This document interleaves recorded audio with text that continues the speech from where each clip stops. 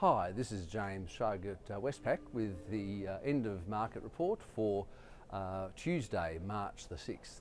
Well, it's one of those days when fresh news developments seem fairly insignificant, yet we've seen outsized market movements which really can only be explained by markets refocusing on old news. I mean, today there was no fresh economic data out of the US of note. We saw a Canadian PMI survey from the IVY, which was a little bit stronger than expected, but nothing out of the ordinary there.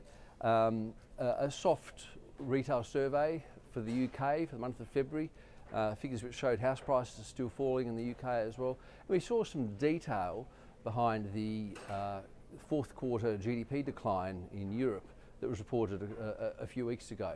It included the 0.3% contraction in GDP for Q4, was driven by weaker household spending, business investment, although there was some offset from net exports. But look, none of that was a real surprise. The main driver of markets today was just a renewed focus on the Greek debt deal and the possibility or probability that there wouldn't be enough private sector take-up of the deal to ensure that it goes through successfully.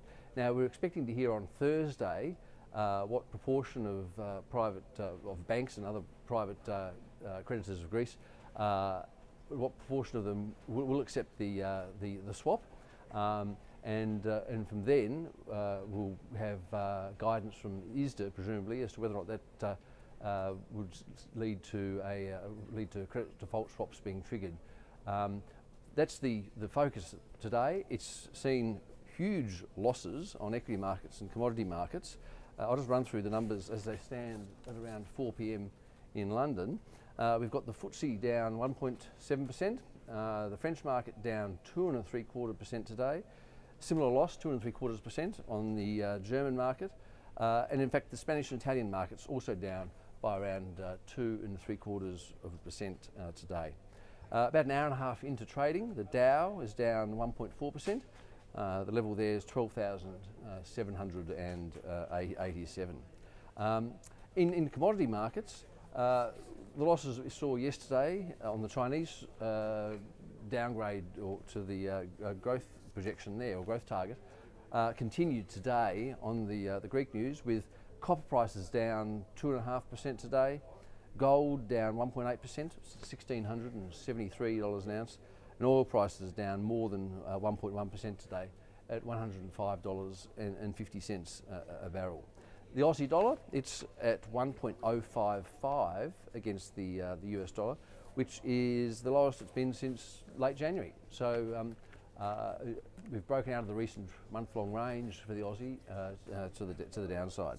We've got Australian GDP figures coming up tonight. We're looking for a 0.7% growth in the fourth quarter, which would leave annual growth Q4 to Q4 at 2.3%, depending on what revisions there might be in the data.